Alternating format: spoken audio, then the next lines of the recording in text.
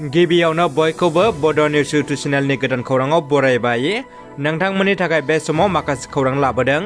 भिडिअखौ जोबजासे नायलांनो दाबाव आरो चेनेलाव गोदानब्ला अन्नानै साबस्क्राइब खालामना बेल आइकनआ अलाव होनानै ला आरो भिडिअखौ लाइक कमेन्ट शेयार खालामनो गुरै खावलायबाय। दानिया फैदो दिनैनि खौराङाव। गिबि खौराङाव दङ, एबार जुदि इउपिपिएल दोलोआ सरकार दानो हायाब्ला बिटिआर सोदोबानो थानाय नङा। बे बाथ्राखौ बुंदों बिपिएफनि आफादगिरि थामहिनबा बिटिसिनि बारग' गाहाय मावफुं सोद्रोमा हाग्रामा महिलारि बिथाङा बिसायख'थिनि सम नङाब्लाबो बिटिआर ओनसोलाव राजखान्थिनि गुदुं बारा बारनो हमदोंसै। क'क्राझार जिल्लानि फगेराग्रामाव बिपिएफ दोलोनि गेदेर जयनिं हाबाफारिया दिनै खुंफुं जालांबाय। 7 नं फगेराग्राम बिटिसि बियाब आरो 8 नं दतमा बिटिसि बियाबनि सिङाव थानाय गुबुन गुबुन दोलोनि मददगिरिफ्रा बिपिएफ दोलोआव जयनिं जायो।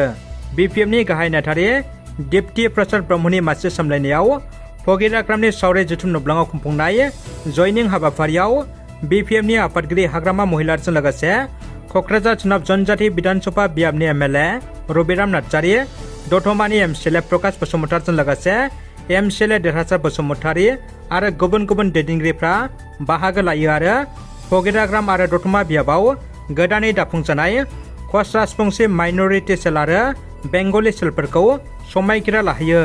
बे हाबाफारियावनो बाहागो लानानै बिपिएफनि आफादगिरि हाग्रामा महिलारिया खौरांगिरिनि सिगाङाव बुङोदि फैगौ 2025आव इउपिपिएल दोलोआ सरकार दानो हायाब्ला बिटिआर सोदोबानो थानाय नङा होनना फोरमायनायजों लोगोसे बिथाङा बुंबावोदि मानोना बिटिआर सक्तिया मोनसे गोजोन गोरोबथासो संबिजिरनि गनायथि गैया होननानै बुंथियो आरो राजकुमार नार्जारिखौ हाग्रामा महिलारिया सिनाया होननानैबो गोख्रों रावजों बिजाथि फोरमायदों।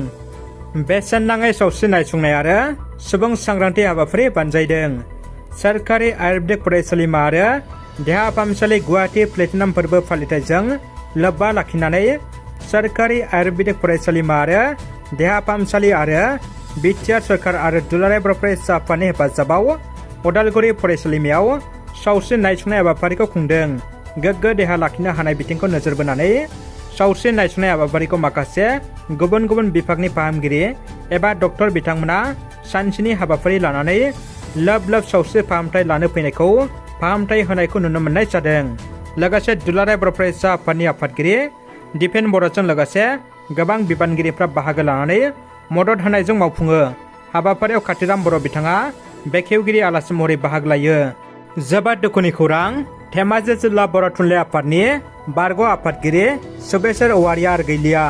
धेमाजि जिल्ला बर' थुनलाइ आफादनि बारग' आफादगिरि सुबेसर औवारिया दिनै रुंसारि जायो। बिथांनि रुंसारि जानायाव गासै धेमाजि जिल्लानि सिङाव थानाय बर'नि माहारियारि आफादफ्रा दुखु फोरमायदों। दुलाराय बर' फरायसा आफाद, बर' थुनलाइ आफाद, खौसेथि बर' सुबुं आफाद, फोरोंगिरि आफाद, आइजो अनसाइ आफाद आरो माखासे राजखान्थि हान्जानि दैदेनगिरि बिथांमोनाबो दुखु मोननायखौ फोरमायदों। इउपिपिएलनि बानजायनायाव दतमायाव 100 सा लाइमोनफोरजों सोंनाय फिननाय हाबाफारि बानजायदों। मिरु आरो जिल्ला इउपिपिएलनि बिथोन बायदियै दतमा ब्लक लाइमोन इउपिपिएल दोलोनि बानजायनायाव दतमायाव थानाय बर' नेशनेल गेस्ट हाउसआव 100 सा दतमा ब्लकनि सिङाव थानाय लाइमोनफोरजों मोगा-मोगि सोंनाय फिननाय हाबाफारि बानजायदों।